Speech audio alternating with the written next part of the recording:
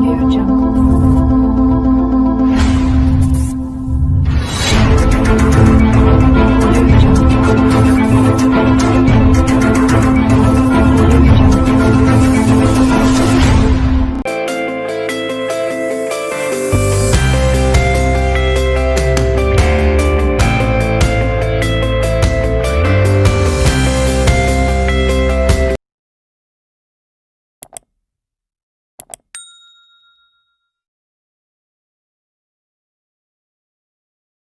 मागच्या लेक्चरमध्ये आपण वर्ड प्रॉब्लेम सॉल्व करत होतो. प्रॅक्टिस सेट 1.5मधले आपण 3 एक्झाम्पल सॉल्व केले. आता आपण चौथ्या एक्झाम्पलकडे बघूया. The denominator of a fraction is 4 more than twice the numerator. Denominator becomes 12 times the numerator if the both numerator and denominator are reduced by 6. Find the fraction. एक अपूर्णांक आहे, त्या अपूर्णांकाचा छेद डिनॉमिनेटर हा न्यूमरेटरच्या दुपटीपेक्षा 4ने जास्त आहे आणि जर दोघांचा त्या फ्रॅक्शनचं न्यूमरेटर आणि डिनॉमिनेटर दोघं जर 6ने कमी केले तर डिनॉमिनेटर हा न्यूमरेटरच्या 12 पट होणार आहे. तर असा फ्रॅक्शन आपल्याला शोधायचा आहे. तर एक काम करू, आपण न्यूमरेटर फ्रॅक्शनचा x मानून घेऊ आणि डिनॉमिनेटर y मानून. Suppose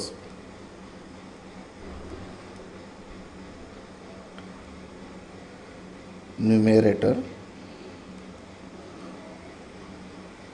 of fraction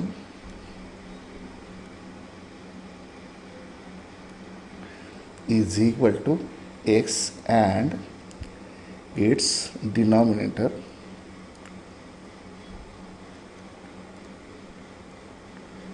is equal to y. Therefore fraction काय होणार आहे? Numerator upon denominator means x upon y. तर याच फ्रॅक्शनची आपल्याला व्हॅल्यू काढायची.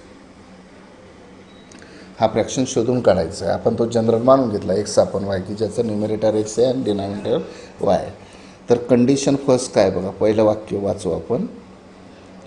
Condition first, numerator of fraction is 4 more than twice the numerator. जो डिनॉमिनेटर आहे तो न्यूमरेटरच्या दुपटीपेक्षा 4ने जास्त आहे. म्हणजे y हा डिनॉमिनेटर हा न्यूमरेटरच्या दुपटीपेक्षा म्हणजे ट्वाइस एक्सपेक्षा 4ने जास्त म्हणजे +4. याला आपण एक काम करूया, इक्वेशन नंबर 1 देऊया. आणि कंडिशन सेकंड काय, जर न्यूमरेटर आणि डिनॉमिनेटर ओरिजिनल आपण जो फ्रॅक्शन केला आहे या फ्रॅक्शनचा न्यूमरेटर आणि डिनॉमिनेटर जर 2ने कमी केला तर डिनॉमिनेटर हा न्यूमरेटरचा म्हणजे नवीन डिनॉमिनेटर हा नवीन न्यूमरेटरच्या 12 पट होतो. आता नवीन डिनॉमिनेटर काय होणार आहे? y - 6. 6ने कमी केला. आधी y होता तो 6ने कमी केला आणि न्यूमरेटर काय येईल? तो पण 6ने कमी केला, x. तर असं केल्यामुळे काय होणार आहे, जो डिनॉमिनेटर मिळाला y - 6 तो नवीन न्यूमरेटर जो आहे x - 6 त्याच्या 12 पट म्हणजे y - 6 is equal to 12 times x - 6. आता हे व्यवस्थित मांडून घेऊ आपण. Therefore y - 6 is equal to 12x - 72. Therefore 12x - 72 is equal to y - 6. Therefore twice x हा y डावीकडे त्यांना मायनस होईल, -y इज इक्वल टू असे -72 तिकडे प्लस होईल 72 - 6 म्हणजेच twice x is equal to twice x -y is equal to 66. हे equation number second मिळालं. मी आता मुद्दामून पहिलं इक्वेशन हे जनरल फॉर्ममध्ये मांडलं नाही. का नाही तर मला सबस्टिट्यूशन मेथड वापरायची आहे. त्याच्यात ऑलरेडी इक्वेशन 1मध्ये वायची व्हॅल्यू ही 1च्या रूपात मी मांडून ठेवली आहे, म्हणून मी ती व्हॅल्यू वायची सबस्टिट्यूट करणार. Substitute y is equal to twice x plus 4 in equation second. मग इक्वेशन सेकंडमध्ये वायची व्हॅल्यू ट्वाईस एक्स प्लस 4 ही आपल्याला टाकायची. थोडंसं साईडला घेऊया आपण. तर इक्वेशन सेकंड काय आपलं, twice x minus y is equal to 66. आता वायची व्हॅल्यू टाकू आपण. ट्वाईस एक्स मायनस वायची व्हॅल्यू, वायच्या बाहेर निगेटिव्ह साईन असल्यामुळे वायची व्हॅल्यू ब्रॅकेटमध्ये टाकूया. Twice x plus 4 is equal to 66. Sorry, twice x नसेल इथं, 12x आहे.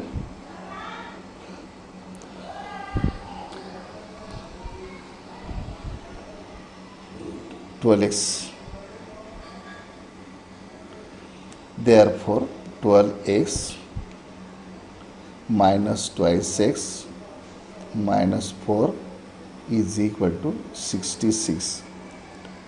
Therefore 10x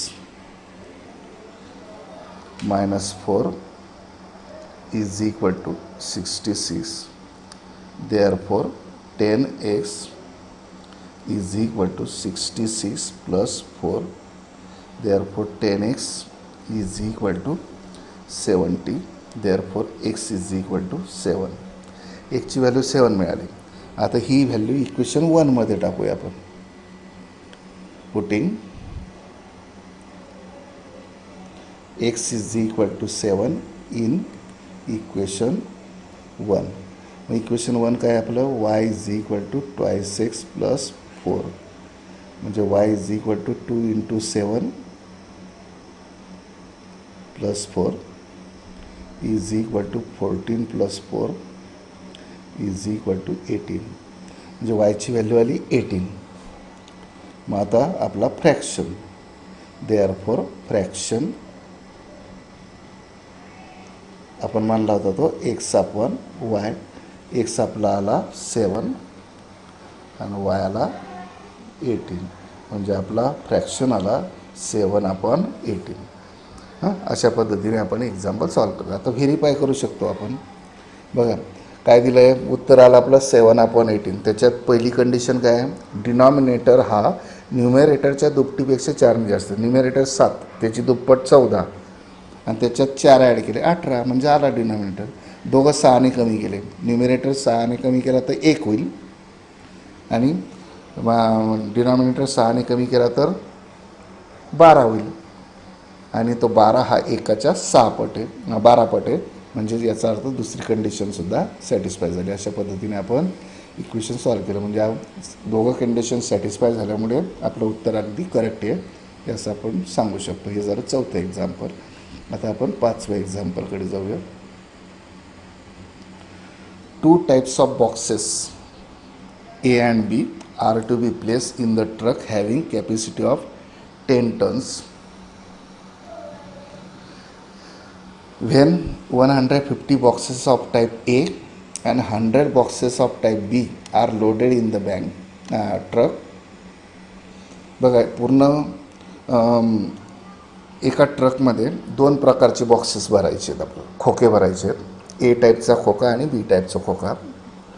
तर त्या ट्रकमध्ये एकूण 10 टन बॉक्सेस मावतील, म्हणजे मटेरियल मावेल. याचा अर्थ ट्रकची कॅपॅसिटी आहे 10 टन. 1 टन म्हणजे किती, 100 किलो. 10 टन म्हणजे 1 टन म्हणजे 1000 किलो, आणि म्हणून 10 टन म्हणजे 10,000 किलोग्रॅम. या पद्धतीने होईल. म्हणजे 10,000 किलोग्रॅम त्या ट्रकची कॅपॅसिटी आहे. पहिली कंडिशन काय, जेव्हा आपण ए टाईपचे 150 बॉक्सेस ठेवतो आणि बी टाईपचे 100 बॉक्सेस ठेवतो, तर ती पूर्णपणे ट्रक लोड होते. याचा अर्थ त्या बॉक्सेसचं पूर्ण वेट किती होतं, 10 टन, म्हणजेच 10,000 किलोग्रॅम. दुसरी कंडिशन पहा,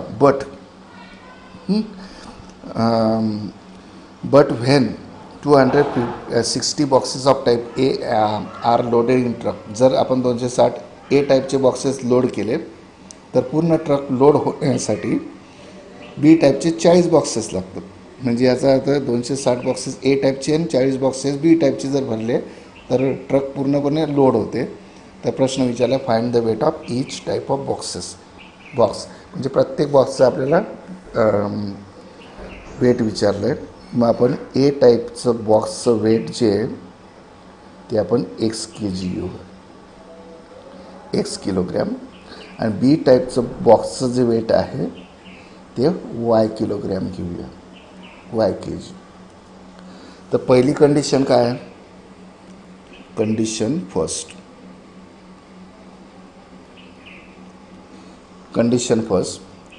कंडिशन फर्स्टमध्ये एटचे किती बॉक्सेस होते? 150 बॉक्सेस. एका बॉक्सचं वेट एक्स किलोग्रॅम म्हणजे 150 बॉक्सेसचे वेट येईल 150 एक्स. प्लस बी टाईपचे बॉक्सेस किती होते? 100. एका बॉक्सचं वेट होतं वाय किलोग्रॅम म्हणजेच याचा अर्थ 100 बॉक्सेसचं वेट येईल 100 वाय. आणि या दोघांची बेरीज म्हणजे पूर्ण ट्रक लोड होते म्हणजे 10 टन. 10 टन म्हणजे 10,000 के जी. याला आपण 1 नंबर देऊया. एक लक्षात ठेवा, 1 टन म्हणजे 1000 किलोग्रॅम आणि 1 क्विंटल म्हणजे 100 किलोग्रॅम. हे झालं पहिली कंडिशन. आता दुसरी कंडिशन काय? जर ए टाईपचे 260 बॉक्स ठेवले म्हणजे त्यांचं वेट होईल 260 आणि पूर्ण ट्रक लोड होण्यासाठी बी टाईपचे 40 बॉक्स लागतात म्हणजे 40 वाय. तेव्हा पूर्णपणे ती ट्रक लोड होते म्हणजे याचा अर्थ या दोघांची बेरीज किती येईल? 10,000 किलोग्रॅम. याला आपण नंबर सेकंड दिला. आता हे दोघं इक्वेशन आपल्याला काय करायचे आहे? सॉल्व करायचे. मग सॉल्व करायचे असतील तर काय करूया? इलिमिनेशन मेथड वापरूया. ते इलिमिनेशन मेथड वापरा किंवा क्रॅमर्स रूलला संख्या खूप मोठ्या आहेत ते वापरू नका. इलिमिनेशन मेथडच वापरू. आपण वायचा कोएफिशियंट सारखं करू. वायचा कोएफिशियंट काय? पहिल्या ह्याच्यात 100, दुसऱ्या ह्याच्यात 40 किंवा तुम्ही 10ने डिवाईड केलं तर दोघं इक्वेशनला आधी, त्याच्यानंतर मग कोएफिशियंट सारखे केले तरी चालेल. समजा आपण पहिल्या इक्वेशनला 4ने मल्टिप्लाय केलं तर वायचा कोएफिशियंट काय येईल? 400. आणि दुसऱ्या इक्वेशनमध्ये 400 होण्यासाठी इक्वेशन सेकंडला कशाने मल्टिप्लाय करावं लागेल? 10ने. मग इक्वेशन आपण 1ला 4ने मल्टिप्लाय करूया म्हणजे किती येईल? 600x plus 400y is equal to 10,000वर एक 0 वाढेल म्हणजे 1,00,000. याला आपण इक्वेशन 3 नंबर देऊया. त्याच्यानंतर इक्वेशन सेकंडला 10ने मल्टिप्लाय करूया. 2600x plus 400y is equal to also, इथं 4ने मल्टिप्लाय केलं ना पहिल्या इक्वेशनला म्हणजे 40,000 होईल तो 40,000 आणि खाली होईल 1,00,000 10ने मल्टिप्लाय केल्यावर. याला आपण इक्वेशन नंबर 4 देऊया. आणि या दोघांची सबट्रॅक्शन घेऊया. सबट्रॅक्टिंग इक्वेशन 3 फ्रॉम 4 किंवा 4 फ्रॉम 3. आता मी थोडंसं जागा वाचवण्यासाठी तिथल्या तिथे करतो आहे. साईन चेंज होणार. Minus minus minus 600x minus 2600x minus 2000x plus 400y minus 400y get cancel is equal to 40,000 minus 1,00,000 60,000.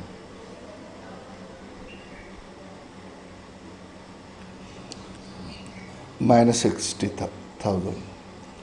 Sign change होणार दोघं साईडचं.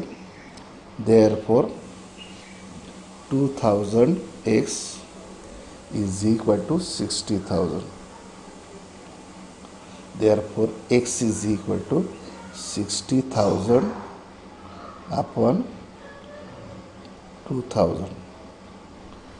किती होतील? हे 3 0 कट होतील आणि 2चा 60ला भाग जाईल 30 म्हणजे x इज इक्वल टू काय आलं? 30. याचा अर्थ ए टाईप बॉक्सचं जे वेट असेल ते किती येईल? 30 kg ही व्हॅल्यू कुठल्याही एका इक्वेशनमध्ये टाकू. समजा पहिल्या इक्वेशनमध्ये टाकली तर पहिलं इक्वेशन आपलं काय आहे, त्याच्यात टाकूया putting x is equal to 30 in equation 1. Equation 1 काय आपलं 150x plus 150x plus 100y is equal to 10,000. Therefore आता एकची व्हॅल्यू 30 टाकू आपण. 150 into 30 plus 100y is equal to 10,000. आता याच्यावरून आपण वायची व्हॅल्यू साईडला काढूया. Therefore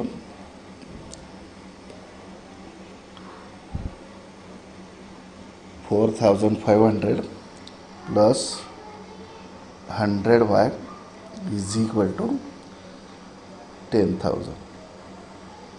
Therefore 100y is equal to 10,000 minus 4,500. Therefore 100y is equal to 5,500. Therefore y is equal to 5,500 upon 100 means y is equal to 55 kg. याचा अर्थ काय, ए टाईपचा जो बॉक्स आहे त्याचं वेट आलं 30 किलोग्रॅम आणि वाय टाईपचं जो बॉक्स आहे त्याचं वेट आलं 55 किलोग्रॅम. तुम्ही व्हेरीफाय करू शकता. तर अशा पद्धतीने आपण हे एक्झाम्पल सॉल्व केलं आहे. आता शेवटचं एक्झाम्पल घेऊया.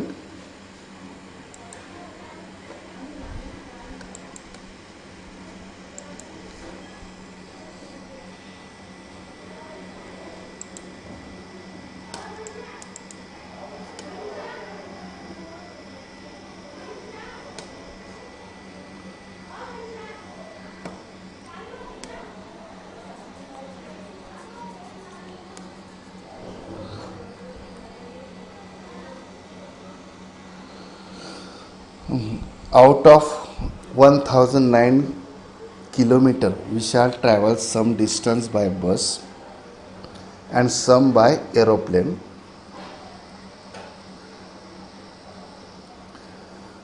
Bus travels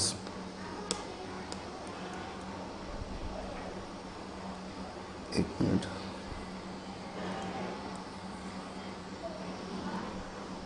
Bus travel with average speed 60 km per hour and average speed of aeroplane is 700 km per hour. It takes 5 hours to complete the journey. Find the distance and we shall travel by bus. बघा 1900 kilometre हे अंतर आहे, तो विशाल travel करतो आहे. त्यापैकी काही बसने तो ट्रॅव्हल करतो तर काही अंतर हे एरोप्लेनने ट्रॅव्हल करतो. बसचा ॲव्हरेज जो स्पीड आहे तर तो आहे 60 किलोमीटर पर आवर आणि एरोप्लेनचा स्पीड आहे तो 700 किलोमीटर पर आवर आहे. तर हा दोघं मोडने केलेला प्रवास त्याचा 5 तासाचा आहे. तर त्याने बसने ट्रॅव्हल केलेलं डिस्टन्स काढायचं आहे. मग आपण एक काम करूया. समजा तो ए या ठिकाणाहून निघतो आहे आणि बी या ठिकाणी पोहोचतो आहे, इथून तर इथपर्यंत. समजा तो ए या ठिकाणाहून इथपर्यंत बसने त्याने प्रवास केला. समजा x किलोमीटर डिस्टन्स बसने प्रवास केला आणि y किलोमीटर डिस्टन्स हे प्लेनच्या साहाय्याने डिस्टन्स कव्हर केला. याचा अर्थ x आणि yची बेरीज टोटल डिस्टन्स म्हणजे 1900. मग आपण मानूया suppose we shall travel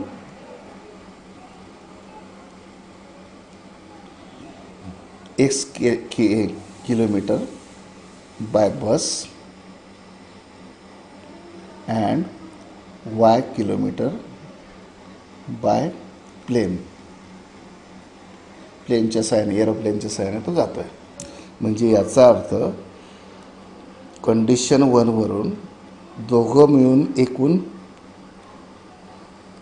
distance आहे 1900 म्हणजे 1900. म्हणजे याचा अर्थ पहिलं इक्वेशन आलं x plus y is equal to 1900. याला आपण इक्वेशन नंबर 1 देऊया. नंतर कंडिशन सेकंड, तर आपण time is equal to formula आहे आपला डिस्टन्स अपॉन स्पीड. आता बसचा स्पीड आहे 60 किलोमीटर आणि प्लेनचा स्पीड आहे 700 किलोमीटर पर आवर. तर एक्स किलोमीटर डिस्टन्स 60च्या स्पीडने, म्हणजे याचा अर्थ टाईम किती लागेल एक्स अपॉन 60 आणि वाय किलोमीटर डिस्टन्स प्लेनच्या सहाय्याने म्हणजे y upon 700 is equal to total येतात हे दोघं डिस्टन्स म्हणून 5 आवर्स. म्हणजे दोघं टायमिंग आहेत. एक्स काय आहे डिस्टन्स, वाय 60 काय आहे स्पीड, म्हणजे डिस्टन्स अपॉन स्पीड म्हणजे मीन्स टाईम. दोघं मिळून टायमिंग किती 5 तास. म्हणजेच X upon 60 plus Y upon 700 is equal to 5. याला आपण अजून नंतर इक्वेशन नंबर सेकंड नंतर देऊया, या डिनॉमिनेटर इलिमिनेट करून झाल्यावर. आता आम्ही एक काम करूया, या इक्वेशनला 4200ने मल्टिप्लाय करून, कारण 600 आणि 60 आणि 700चा LCM येईल 4200. समजा आपण पहिल्या टर्मला जर 4200ने मल्टिप्लाय जर केलं तर त्या 60ने 200ला भाग जाईल, म्हणजे तो येईल 70x म्हणजे 70x. आणि 700ने जर आपण 4200ला मल्टिप्लाय केलं तर तो येईल 6y. आणि इकडे सुद्धा 5ला आपण 4200ने गुणूया. 0 0 5 इंटू 2 10 कॅरी 1 5 इंटू 4 20 प्लस 1 21,000. याला आपण नंबर सेकंड देऊया. आता इक्वेशन 1 आणि 2 आपल्याला सॉल्व केले की एक्स आणि वायची व्हॅल्यू आपल्याला मिळून जाईल. आपण वायला इलिमिनेट करू. त्याच्यासाठी आपण इक्वेशन 1ला 6ने मल्टिप्लाय करू, म्हणजे वायचे कोएफिशियंट सारखे होतील. म्हणजे इक्वेशन 1ला जर 6ने मल्टिप्लाय केलं तर 6x plus 6y is equal to 0 0 9 into 6 9 into 6 54 carry 5 9 into 6 into 1 5 6 into 1 6 plus carry 5 means 11,400. This is equation number 3. आता आपण इक्वेशन 1च्या ऐवजी इक्वेशन 3 मिळवलं, म्हणून आपण इक्वेशन 2 आणि 3चा विचार करूया. इलिमिनेशन मेथड वापरूया. आपण इक्वेशन सेकंडमधून इक्वेशन 3 सबट्रॅक्ट करूया व्हर्टिकली मेथडनं. तर इक्वेशन 2 आपलं आहे 70x plus 6y is equal to 21,000. आणि दुसरं इक्वेशन आहे 6x plus 6y is equal to 11,400. आणि यांचं आपण सबट्रॅक्शन घेऊया, कारण वायचे कोएफिशियंट सारखे आहेत, साईन पण सारखं आहे. तर 6y मायनस 6y कट होईल. 70xमधून 6x गेले, 64x इज इक्वल टू 21,000मधून 11,400 गेले, 10,600. 10,600.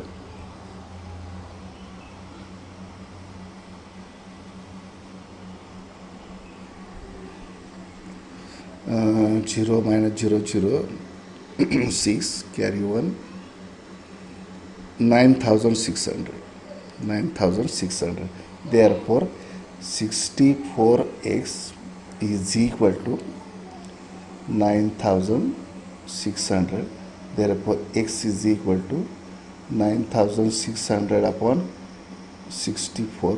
आता आपण भाग देऊया. कशाचा भाग तो 16 चोक 64, 16 सक 96 म्हणजे 600. 4चा 60ला भाग देऊ म्हणजे 150 किलोमीटर पर आवर. बस एवढंच उत्तर मिळेल. एक्सचीच किंमत काय, कारण बसने कोणत्या स्पीडने कोणत्या किलोमीटर, याचा अर्थ बसने त्याने किती किलोमीटर डिस्टन्स कवर केलं, 150 किलोमीटर. तसं एकची व्हॅल्यू तुम्ही कुठल्याही एका पहिल्या इक्वेशनमध्ये जर टाकली, 150 जर पहिल्या इक्वेशनमध्ये टाकली तर 1900मधून 150 वजा करायचे म्हणजे 1750 तुम्हाला डिस्टन्स हे एरोप्लेनच्या सहाय्याने मिळेल. अशा पद्धतीने आपण हे एक्झाम्पल सॉल्व केलं आहे. आता आपण इथं जवळजवळ आपलं हे चॅप्टर संपलेलं आहे. फक्त आता आपण एक प्रॉब्लेम सेटमधला जो पहिला प्रश्न अल्टरनेटिव्ह ऑप्शनचा तो मी घेतो आहे. बाकीचे सर्व प्रश्न तुम्ही सॉल्व करायचे. To draw the graph of 4x + 5y = 9. Find the value of y when x = 1. दिलेल्या इक्वेशनमध्ये एक्सची व्हॅल्यू 1 टाका. 4 × 1 4 तो 4 तिकडे मायनस होईल. 19 मायनस हे बघा इकडे साईडला लिहितो लागलं तर 4 × 1 + 5y = 19 means 5y = 19. 5y = 19 minus 4, 5y = 15, y = 3. म्हणजे याचा अर्थ yची व्हॅल्यू काय येईल, 3 येईल. म्हणजे ऑप्शन नंबर 3. त्याच्यानंतर दुसरं बघा. For the simultaneous equation of invariable x and y, dx = 49, dy -63 and d = 7. Find the value of x. आपल्याला क्रॅमर्सरून माहिती आहे x = dx/d. dx दिला आहे, dx किती दिला आहे 49 आणि d आहे 7 म्हणजे x = 7 म्हणजे ऑप्शन नंबर ए. त्याच्यानंतर डिटर्मिनंटची व्हॅल्यू काढायची. तिसऱ्यामध्ये एक डिटर्मिनंट दिला आहे त्याची व्हॅल्यू काढायची आहे. = क्रॉस मल्टिप्लिकेशन 5 × -4 -3 × -7 = -20 -+21 = 1 म्हणजे ऑप्शन नंबर डी. त्याच्यानंतर चौथा बघा. चौथ्यामध्ये 2 इक्वेशन दिले. x + y = 3 आणि 3x - 2y - 4 = 0. -4 तिकडे प्लस होईल. समजा पहिल्या इक्वेशनला आपण 2ने मल्टिप्लाय केलं तर 2x + 2y = 6 आणि दुसरं इक्वेशन आहे 3x - 2y, तो -4 तिकडे प्लस होईल. +4 आपण ॲडिशन जर घेतली +2y - 2y कट होईल म्हणजे 5x = 10 म्हणजे x = 2. एक्सची व्हॅल्यू 2 आली तर वायची व्हॅल्यू पण काढता येईल. पण इथं तुम्हाला डिटर्मिनंट काढायचं आहे. मग डिटर्मिनंट काढायचं असेल तर आपण डिटर्मिनंटचं रिप्रेझेंटेशन करू शकतो. साधी गोष्ट आहे. पहिलं इक्वेशन जे आहे त्याच्यामध्ये जनरल फॉर्ममध्ये ते आहेच. म्हणजे पहिला कॉलम जो येईल तो एक्सच्या कोएफिशियंटचा 1 3 आणि दुसरा कॉलम येईल वायच्या कोएफिशियंटचा 1 -2 आणि याची व्हॅल्यू आपल्याला काढायची. डीची व्हॅल्यू पहिल्या कॉलममध्ये असतो एक्सचे कोएफिशियंट, वायच्या दुसऱ्या कॉलममध्ये वायचे कोएफिशियंट. 1 × -2 -2 -3 × 1 3 म्हणजे आन्सर येईल तुमचं -5 म्हणजे ऑप्शन सी. आणि पाचवं मी जे सुरुवातीलाच तुम्हाला मागच्या लेक्चरमध्ये सांगितलं होतं की अतिरिक्त माहितीसाठी तुम्हाला दिलं आहे AM is not equal to BN. AN is not equal to BM.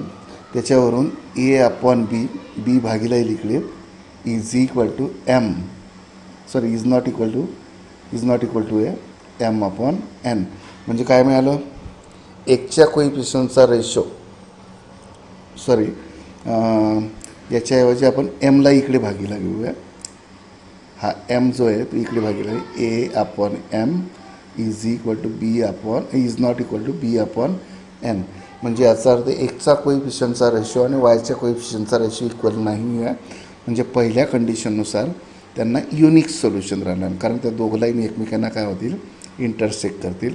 म्हणून ऑप्शन ए येईल तुमचा ओनली वन कॉमन सोल्युशन अशा पद्धतीने. आणि आता उरलेले जे एक्झाम्पल आहे तुमचे प्रॉब्लेम सेटमधले ते एक्झाम्पल तुम्ही सॉल्व करा आणि या ठिकाणी आपलं हे चॅप्टर संपलेलं आहे.